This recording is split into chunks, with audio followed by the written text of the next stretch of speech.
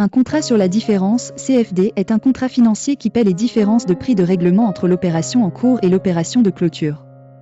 Les CFD permettent essentiellement aux investisseurs de négocier la direction des titres à très court terme et sont particulièrement populaires pour les opérations de change et les matières premières. L'investisseur en CFD ne possède jamais l'actif sous-jacent, mais perçoit des revenus en fonction de la variation du prix de cet actif. Parmi les avantages des CFD, citons l'accès à l'effet de levier, la réduction des coûts et la possibilité de prendre des positions courtes ou longues sur un large éventail de marchés. La spéculation sur les CFD est interdite aux États-Unis par la SEC. Elle est également illégale au Brésil, en Belgique, en Inde et à Hong Kong. En revanche, les CFD sont légaux en Australie, mais ils sont fortement réglementés par la SIC. Les CFD sont disponibles en Autriche, au Canada, à Chypre et en France, entre autres.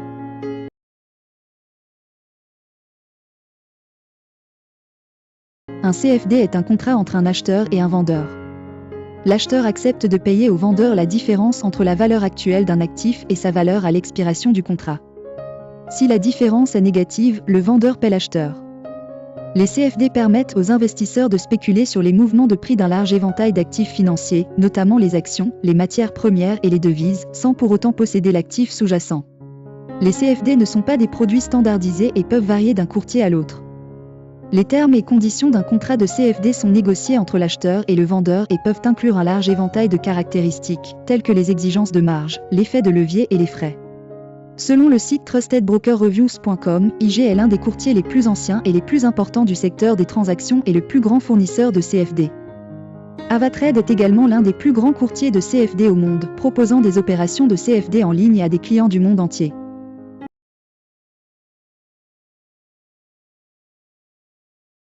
Pour effectuer une transaction sur CFD, vous devez créer un compte de trading CFD auprès d'un courtier.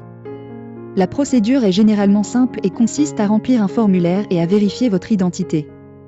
Une fois le compte créé, vous pouvez déposer des fonds sur votre compte CFD et commencer à négocier.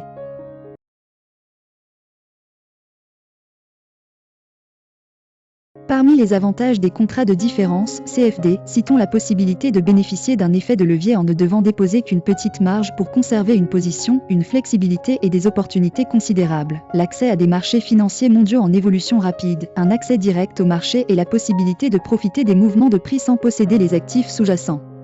Les CFD sont disponibles pour toute une série d'actifs sous-jacents, tels que les actions, les matières premières et les devises.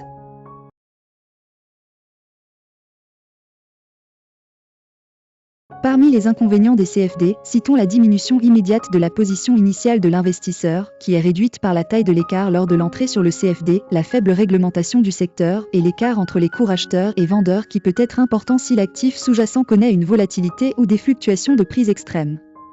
Le spread sur les CFD est mis en œuvre par les teneurs de marché, les courtiers et d'autres fournisseurs pour ajouter des coûts à une opportunité de négociation en fonction de l'offre et de la demande. En fonction de la cherté, de la volatilité et de la liquidité d'un actif, le spread fluctue en fonction du prix et du volume d'échange de l'actif.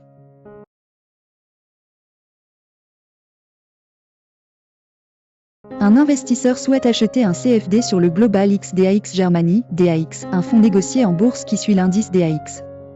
Le courtier exige un acompte de 5% pour la transaction, ce qui signifie que l'investisseur doit verser $5 000 pour contrôler $100 000 d'actions DAX. Si le DAX augmente de 10%, l'investisseur gagnera $10 000, soit un rendement de 100% sur son investissement de $5 000. En revanche, si le DAX baisse de 10%, l'investisseur perd $10 000, soit une perte de 100% sur son investissement de $5 000.